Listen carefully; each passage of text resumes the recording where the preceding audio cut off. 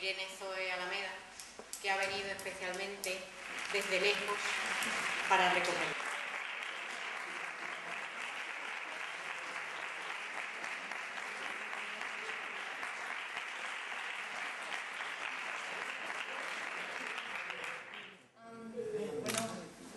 Os doy las gracias por haber venido esta tarde a ver el corto, doy las gracias a la Asociación de Frente por luchar por este festival, porque siga adelante, desde luego a los patrocinadores que saben que sin su aportación esto, por lo que he oído y sé lo que cuesta hacer estas cosas, sería imposible continuarlo.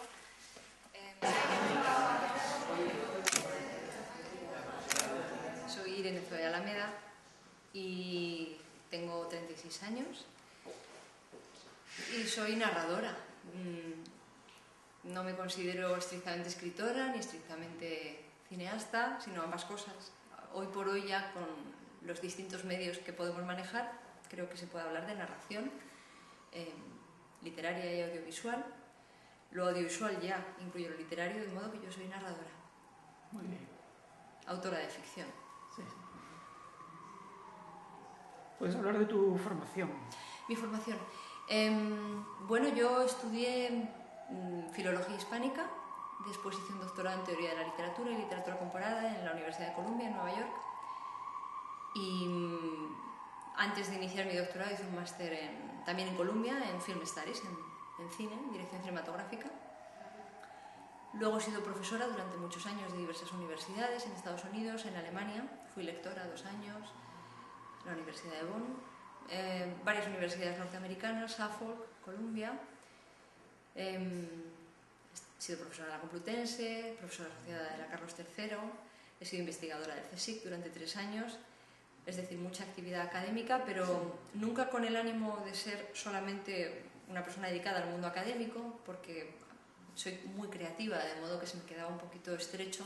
Me gusta la investigación, me gusta escribir ensayo, tengo 2 libros de ensayo publicados, pero bueno, la actividad creativa se da un poco de patadas con la actividad académica estrictamente. Sin embargo, eso me ha dado un marco de aprendizaje permanente, un método, y desde hace 1 año y medio ya no me dedico a la academia de forma mayoritaria, sino que ya en el 2008 fundé mi productora y ahora me dedico a mi creación, al 100%, y vivo de ella. Tengo la suerte de decir que puedo vivir de ella y que mi productora va muy bien. También doy cursos, por supuesto, sigo dando clases de escritura creativa, pero cursos muy pequeños, muy limitados, y lo hago porque me gusta compartir lo que sé con mis estudiantes, con los estudiantes que voy conociendo. Se aprende muchísimo enseñando, sobre todo enseñando cosas que no has enseñado antes, y aprendes mucho de la gente que quiere aprender. No, el cine, yo recuerdo cuando vi E.T., tenía 8 años, 8 o 9 años.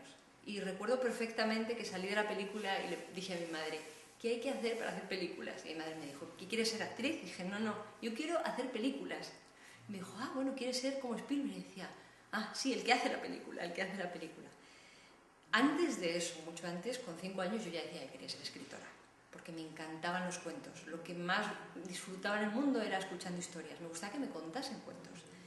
Y empecé a leerme yo en voz alta porque no tuve la suerte de tener unos padres que dedicasen tiempo a leerme cuentos. Y me hacía mucha compañía mi voz, y tengo mucho sentido sonoro de la literatura. No en vano la literatura empezó siendo oral, la grafía ha sido algo posterior.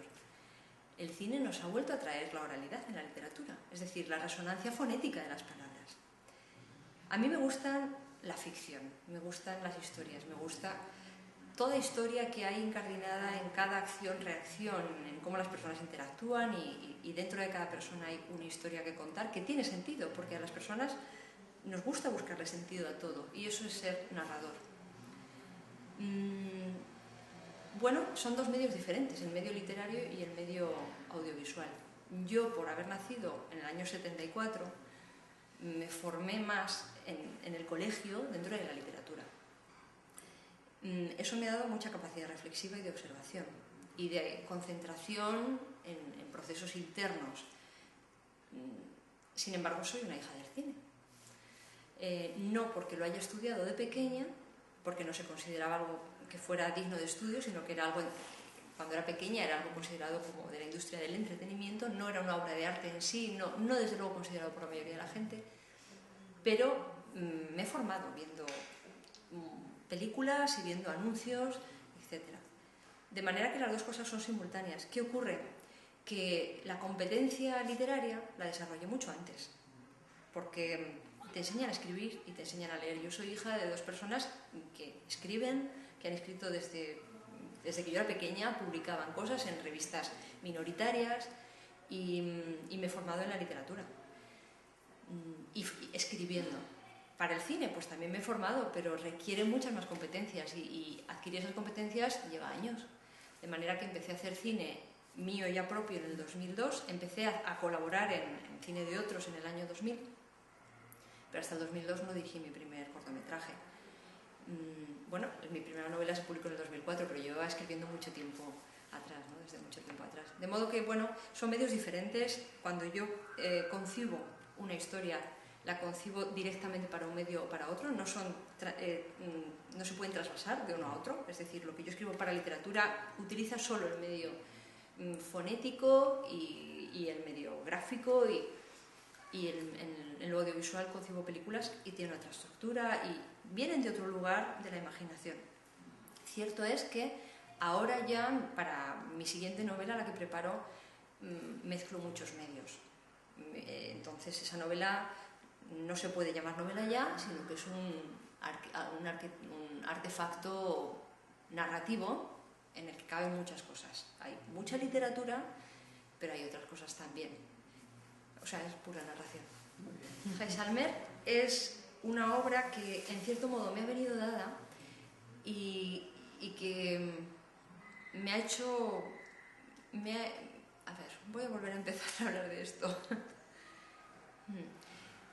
En Jaisalmer por primera vez me he retirado yo y he dejado que la realidad fluya ante mí, de manera que yo me he limitado solamente a coger aquellos trozos de realidad que tenían sentido y que me permitían enfocarme o centrarme en la belleza. En la belleza, no en la belleza en la estética que consideramos estándar en Occidente, sino en lo que es bello porque es verdad. Y eso es lo que este documental intenta contar.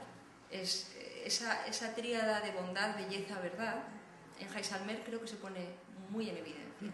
Es una belleza que, como digo, no coincide con los parámetros que tenemos en Occidente. Eso se ha rodado en la India. Y he eliminado el punto de vista extrañado. No era una occidental viendo eso, sino que simplemente dejaba que, sin mi participación, pasasen las cosas. Yo solamente, claro, como cineasta buscaba el encuadre correcto para que esa belleza quedase contada de forma evidente. Bueno, yo fui a la India en realidad para rodar un teaser para un largometraje documental que me habían encargado, del que yo había escrito el guión. Ese documental en principio se iba a rodar mucho más adelante. Yo en principio también tenía que escribir en el campo, conociendo el lugar bien, empaparme del espacio y escribir un guión.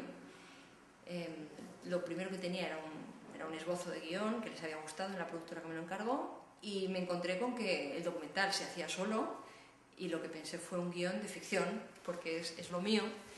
Entonces escribí un guión de ficción a raíz de mi paso por allí y yo y la directora de fotografía hicimos el documental de primeras. Ahora estoy terminando de editarlo, también he compuesto la música. Tiene una voz en off que va contando las etapas por las que, de conocimiento del espacio por las que pasa, digamos, la voz narrativa. Y bueno, es un poema visual en realidad, y tiene estructura de poema, pero visual, de modo que la voz acompaña todo lo que estamos viendo y deja al espectador, como en todos los poemas, al final al borde de sí mismo. Bueno, eso fue Buen Viaje, fue un corto en el que tuve la suerte de contar con actores extraordinarios. Yo les pasé el guión y fue pues estas loterías que de pronto les gusta mucho el guión y quieren hacerlo, de modo que eso adelantó todo. Toda la producción, todo hubo que ajustarlo a las fechas en las que estas dos personas, que son actores muy, muy ocupados, podían hacerlo. y fue una suerte enorme que tuve y estoy muy agradecida a la generosidad, porque en los cortos la gente colabora de forma desinteresada, los actores, quiero decir. Aprendí mucho, aprendí de los buenos actores y aprendí los errores que se puede tener al dirigir niños, de manera que eso me dio la experiencia para poder dirigir uniformadas. Mira que esto va para largo, así que te mando el chofer para que te recoja y te lleve con tranquilidad a la base aérea. Ok. Por cierto, ¿has metido el smoking para la recepción de mañana? Sí, las corbatas nuevas también. ¿Algo más? Yo creo que Buen Viaje es un corto que funciona muy bien, es un corto con un tema inesperado, porque mezcla inmigración, pero lo mezcla con una clase, la clase del poder, ¿no? Una mujer de un político, hay policías, está también la vivencia desde un niño, un hijo de un inmigrante ilegal, con lo cual pues tenemos lo más poderoso y lo más insignificante mezclado, y cómo esos dos personajes cómo pueden resolver un conflicto tan grave en el que se ven inmersos. Funcionó muy bien, francamente bien. Yo soy una persona muy experimental en todo lo que hago, o eso dicen, yo hago lo que me apetece, pero bueno, parece que a veces intento unos saltos narrativos que requieren valentía, y allí quise hacer cine clásico porque se trataba de un tema muy sensible y que había que tratar con mucho cariño, con medios muy clásicos, unas técnicas cinematográficas, como digo, que no llamasen la atención. En otros lugares, por ejemplo en Uniformadas, era todo lo contrario. Allí hay que dar unos saltos audiovisuales para que funcione, precisamente. En Buen Viaje teníamos ya un argumento que cohesionaba lo suficiente como para que la historia rodase y no hubiese que llamar la atención desde otro lugar.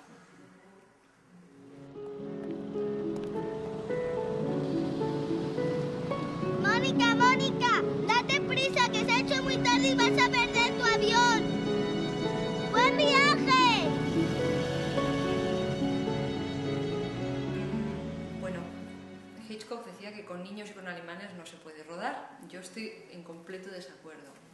Hay muchas películas rodadas con animales fantásticas y ya directores con mucha paciencia y muchos medios de producción y postproducción pues ya han demostrado que se pueden hacer maravillas y permitirnos soñar con algo que es imposible, ¿no? Para eso está el cine también.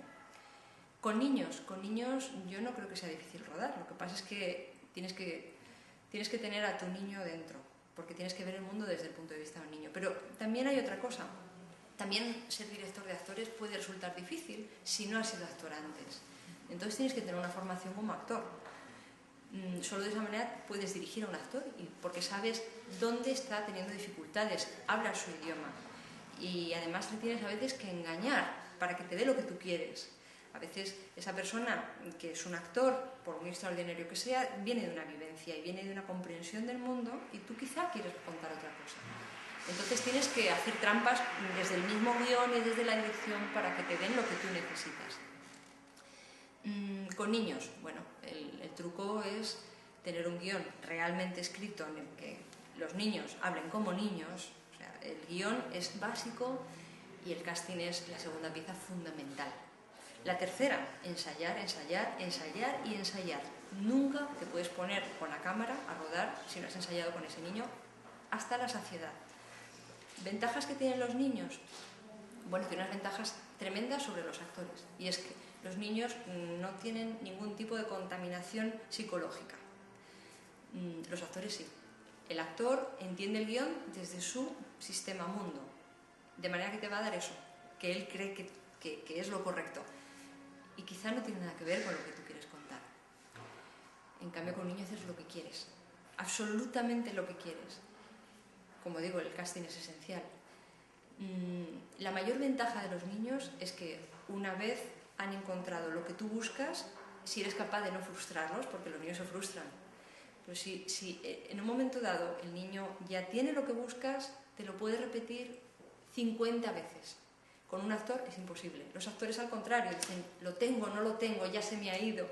Eso un niño no lo tiene. Una vez el niño tiene el plano asimilado, cuentan por dentro, cosa que un actor profesional le cuesta más, interiorizan los tiempos, interiorizan los espacios, las marcas. Una vez el niño lo tienes como un robot Y el momento mágico te lo puedes repetir, como digo, 50 veces. Ningún adulto es capaz de hacer eso.